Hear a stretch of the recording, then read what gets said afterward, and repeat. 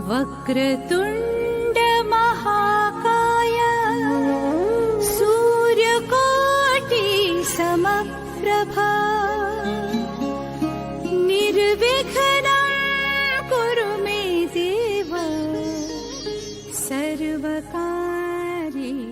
सर्वदा। नमस्कार मित्रों, आपका मेरे इस YouTube चैनल एस्ट्रोलॉजी विद प्रीति में हार्दिक अभिनंदन है।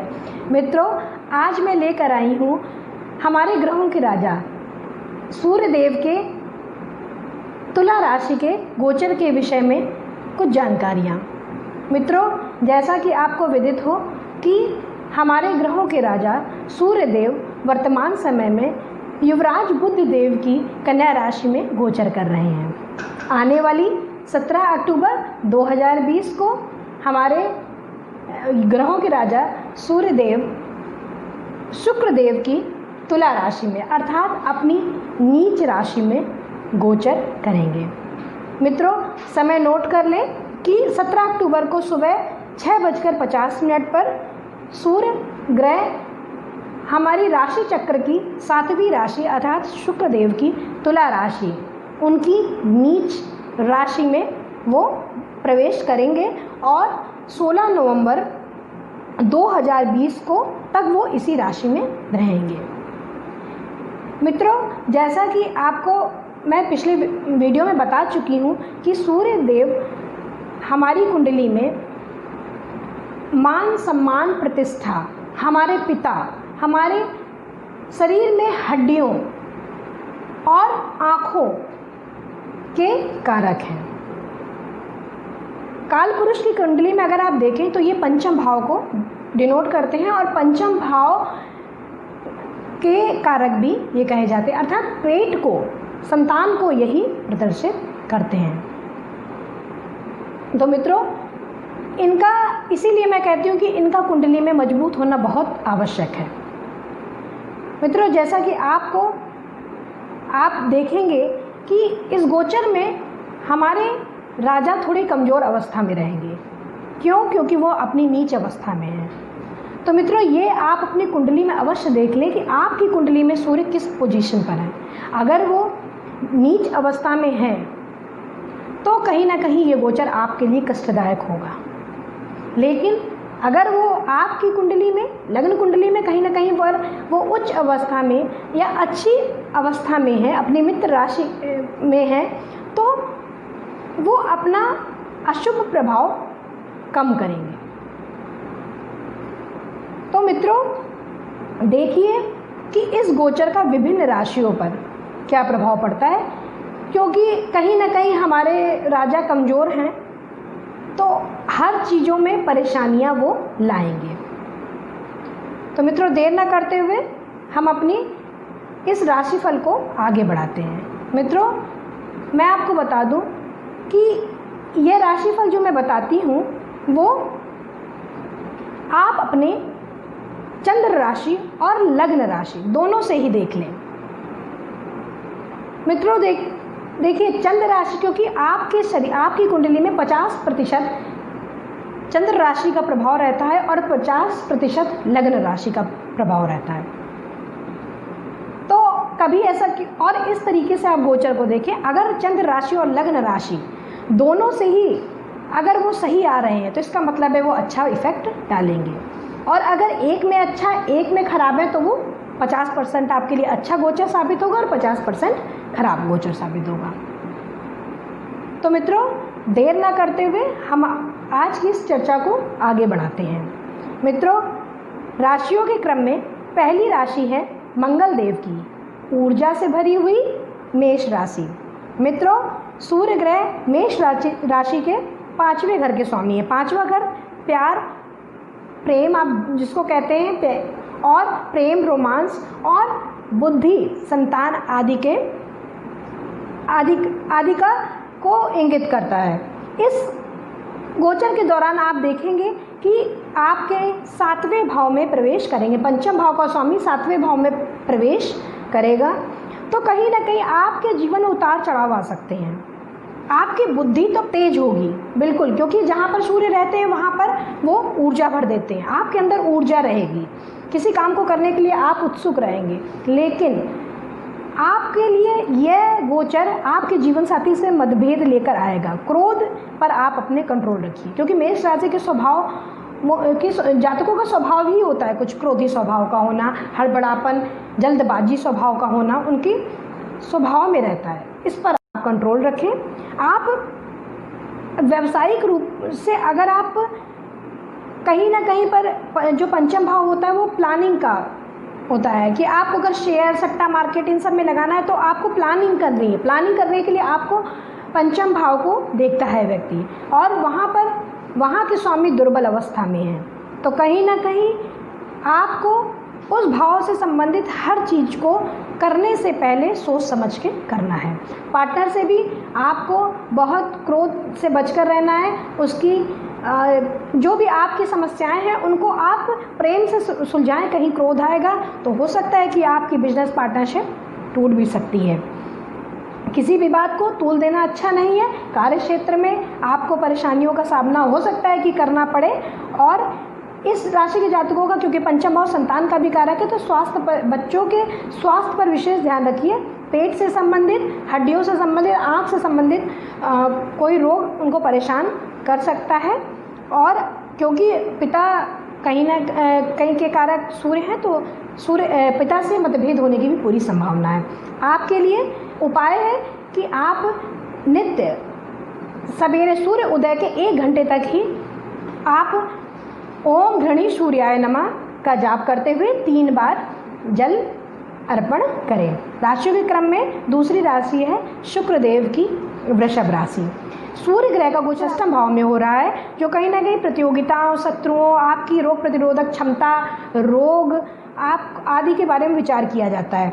यह गोचर आपके लिए कहीं ना कहीं शुभ होगा, और राशियों से यह शुभ होगा। आप क्योंकि सूर्य का वहाँ पर गोचर है, तो आप में उत्साह, ऊर्जा आदि भरी रहेगी। आप प्रतिद्वंदियों पर भी आप विजय प्राप्त कर पाएंगे। आप अपने प्रतिद्वंदियों से थोड़ा सा आगे सोच रखेंगे, और हो सकता आपके शत्रु भी आपसे इस समय थोड़ा डरेंगे। आप कहीं ना कहीं पर उन पेशेवर लोगों के लिए ये गोचर शुभ साबित होगा जो अपनी बहुत दिनों से अपनी क्षमता दिखाने की कोशिश कर रहे हैं। उनकी वो कोशिश अब फ़ायदे में बदलेगी। हो सकता है कि वर्तमान नौकरी जो आपकी चल रही है उसमें आपको नई जिम्मेदारियों का सामना करना पड़े, जिसमें आपकी योग्यता और अनुभव और निखर के आएगा। प्रतियोगिता परीक्षा की अगर कोई छात्र तैयारी कर रहे हैं, उस लिहाज से सुफलों की प्राप्ति होगी। स्वास्थ्य के लिहाज से देखा जाए तो अनुकूल है, और किसी लंबी बीमारी जो आप बहुत परेशान है उससे आपको हो सकता है कि छुटकारा मिल जाए। आपके सूर्य जो आपके चौथे घर का स्वामी है, जो कि वाहन आदि का प्रतिनिधित्व करता है, माता का इंगित करता है, और छठे घर में अपनी दुर्बल अवस्था में है, इसलिए आप अपनी माता का विशेष ध्यान रखें। आप वाहन चलाते समय दुर्घटना आदि होने की संभावना है, इसलिए संभल कर आप रहें। आपके लिए उपाय सूर्योदय के समय आप कम से कम 5 मिनट सूर्य की रोशनी में रहें, सूर्य नमस्कार करें और सूर्य को जल अर्पण करें। राशियों के क्रम में युवराज की राशि मिथुन राशि।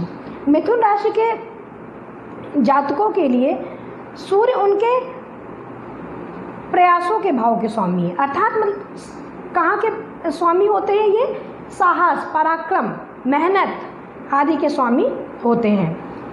और गोचर करेंगे ये कहाँ पर? प्रेम, बुद्धि और संतान के भाव पंचम भाव में करेंगे। तो सूर्य का ये गोचर सूर्य का गोचर ये बहुत अच्छा नहीं कहा जा सकता है मिथुन राशि के लिए।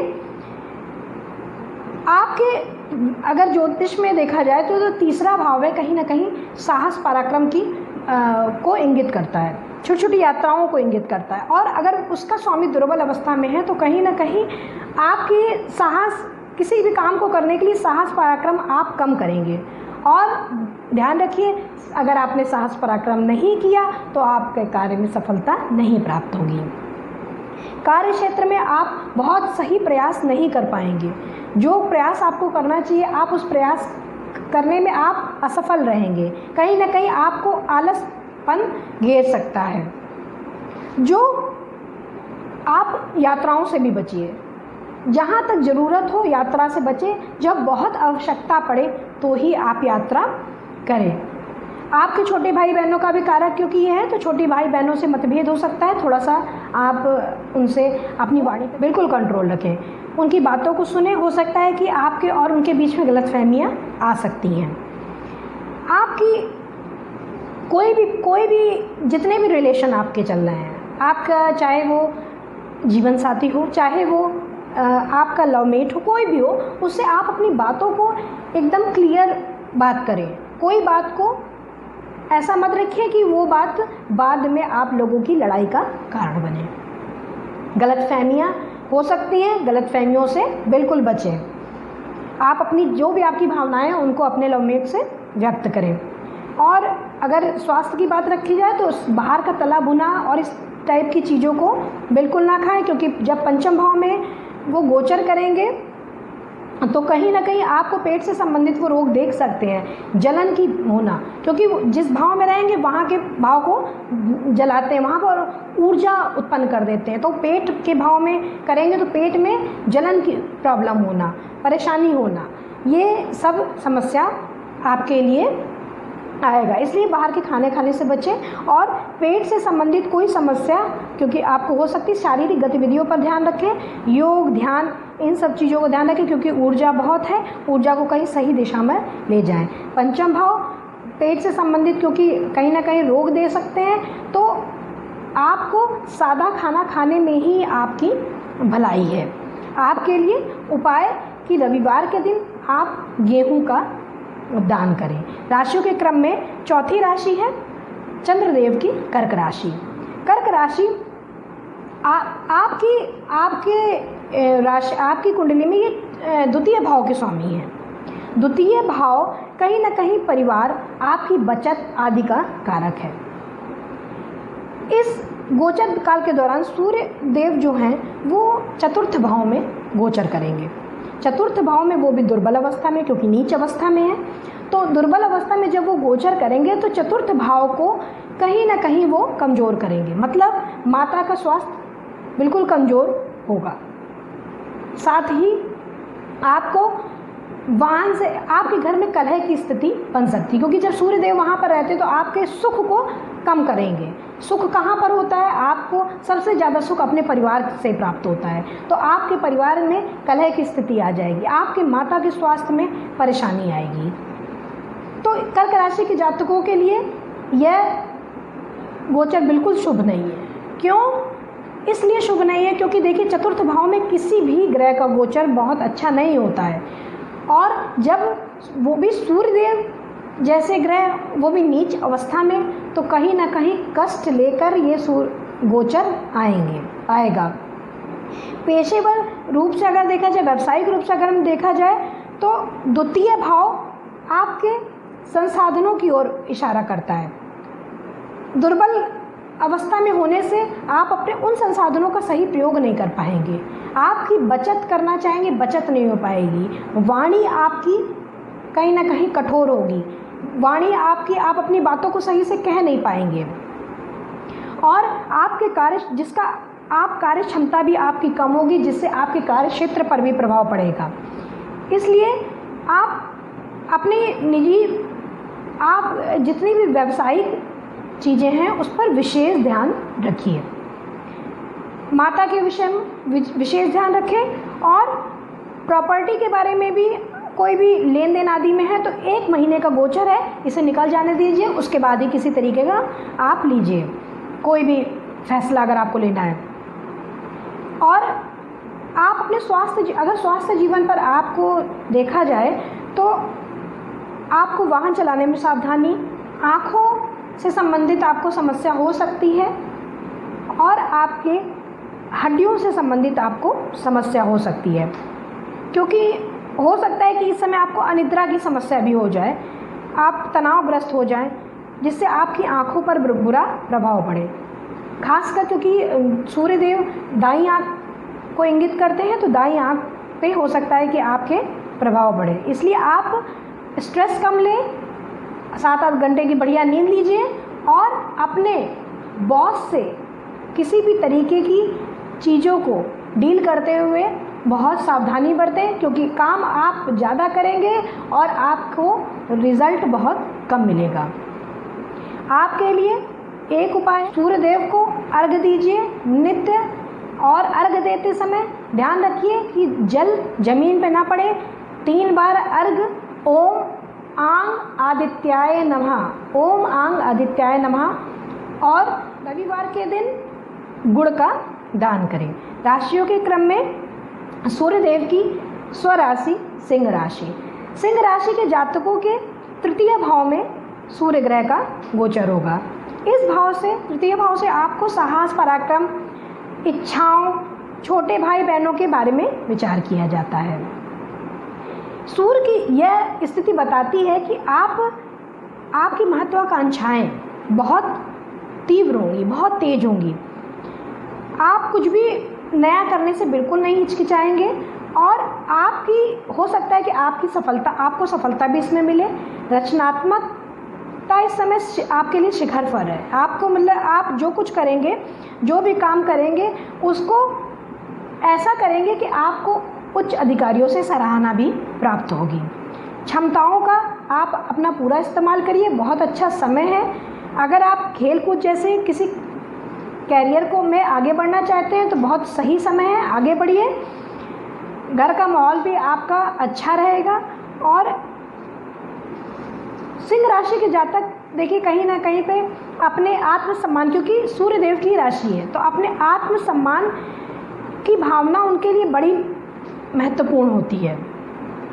आप चाहते हैं कि लोग आपको सम्मान दें, लेकिन आपसे ये कहना चाहूँगी कि लोग आपको सम्मान दें, आप भी लोगों को सम्मान दें।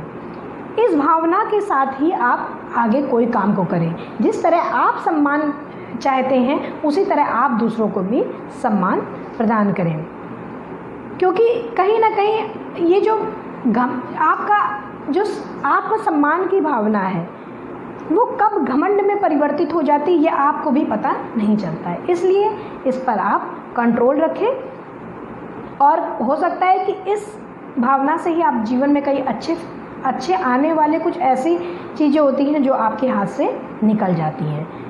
स्वास्थ्य जीवन की अगर बात करें तो अच्छा समय है। और देखिए, छोटे भाई बहनों से थोड़ा सा परेशानियां हो सकती हैं। छोटे भाई बहनों से आप अपनी वाणी में बिल्कुल मधुरता रखिए। किसी तरीके के क्रोध से बचकर रहें, और क्रोध आने पर अपने क्रोध को कंट्रोल में रखें। कान से संबंधित कुछ समस्याएं हो सकती हैं, क्योंकि तृतीय भाव कान को भी डिनोट करते हैं। सूर्य आए हैं यहाँ पर, कुछ ना कुछ समस्याएं हो सकती है, क्योंकि नीच राशि में कान का विशेष ध्यान रखें। आपके लिए उपाय, सूर्यदेव को अर्घ देना और आदित्य हृदय स्रोत का नित्य पाठ करें। राशियों के क्रम में छठी राशि है कन्या राशि, बुधदेव की राशि है। ये पृथ्वी तत्व की कन्या राशि है। यहाँ पर सूर्यदेव का जो गोचर है वो आपके द्वितीय भाव में हो रहा है, अर्थात आपके धन, संचित धन जिसे बचत कहा जाता है, परिवार और आपकी बचत और संचित, मतलब आपके समझ लीजिए जो सुख का, इसको भी एक तरीके का सुख का ही भाव कहा जाता है, इस घर में होगा। क्योंकि आपकी कन्या राशि में देखा जाए तो ये द्वादश भाव का स्वामी है, तो ये कहा भी जाता है कि द्वादश शेष जहाँ जाते हैं वहाँ से संबंधित परेशानियाँ खड़ी करते हैं। और द्वादशेष होना और साथ ही नीच राशि में होना, तो समस्याएं तो आएंगी ही आएंगी। इसलिए आपके लिए ये बहुत अच्छा गोचर नहीं कहा जा सकता है। कुछ आपको ऐसी परेशानियों का सामना करना पड़ सकता है जो आपने नहीं सोची हैं। मानसिक दबाव का सामना आपको करना पड़ सकता है। वाणी पर बहुत कंट्रोल रखिए। वाणी आपको पता ही नहीं चलेगी, वाणी जब आपकी निकलेगी तो क्रोध से भरपूर निकलेगी। कहीं ना कहीं उसमें अहम की भावना दिखेगी जो दूसरे के लिए भी परेशानी खड़ी कर सकती है। किसी को इस गोचर काल के दौरान आपको व्यंग करने से, मजाक करने से, किसी भी तरीके की भद्दे वाक्य बोलने से बचना है, क्योंकि ये आपके लिए परेशानी खड़ी करेगा।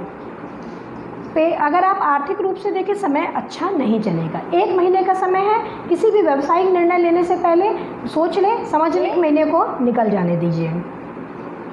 आपको अपने उच्च अधिकारियों से हो सकता है किसी तरीके की समस्याओं का सामना करना पड़े। संयम रखिए और इस समय को बीत जाने दीजिए। विद्यार्थियों में अगर देखा जाए तो एकाग्रता में कमी आएगी, मानसिक रूप से थोड़ा सा डिस्टर्बेंस हो सकता है। और अगर हम स्वास्थ्य जीवन को लेकर बात करें तो स्वास्थ्य जीवन में जो कि द्वितीय भाव आँखों का भी कारक है, आँखों को और द्वितीय भाव में बैठे हुए सूर्य की अष्टम भाव में दृष्टि, तो पेट से संबंधित समस्याएं भी वो लेकर आएंगे। इसलिए स्वास्थ्य को लेकर विशेष सावधान रहने की समस्या है। तला भुना खाना बिल्कुल मत खाएं क्योंकि पेट में जलन की समस्या अत्यधिक हो सकती है। आपके लिए उपाय, सूर्यदेव को नित्य अर्घ, बिना किसी रुके बिना किसी टोके आपको नित्य अर्घ देना है और साथ ही आदित्य हृदय स्रोत का नित्य आपको पाठ करना है। तो मित्रों, ये था मेष से लेकर कन्या राशि के जातकों पर इस हमारे राजा के गोचर का विशेष प्रभाव।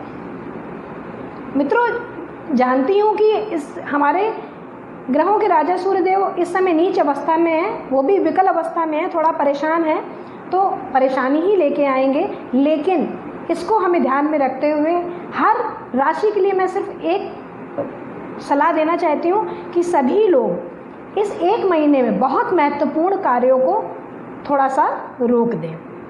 1 महीना निकल जाने दीजिए, उसके बाद आप जो महत्वपूर्ण कार्य हैं, जो सूर्य से संबंधित कार्य हैं, उनको आप करें। और मित्रों, ये अपनी दिनचर्या में शामिल कर लीजिए। सूर्य को अर्घ देना दिनचर्या में शामिल होना चाहिए। आप खाना भूल जाए पर सूर्य को आप अर्घ देना ना भूलें। ये आप अपने जीवन में, अपनी दिनचर्या में इसको शामिल करिए। तो मित्रों, आज के लिए बस इतना। आने वाले एपिसोड में मैं लेके आऊँगी तुला राशि से मीन राशि के जातकों पर सूर्यदेव के गोचर के प्रभाव के विषय में और भी जानकारियाँ। तो मित्रों, तब तक के लिए नमस्कार।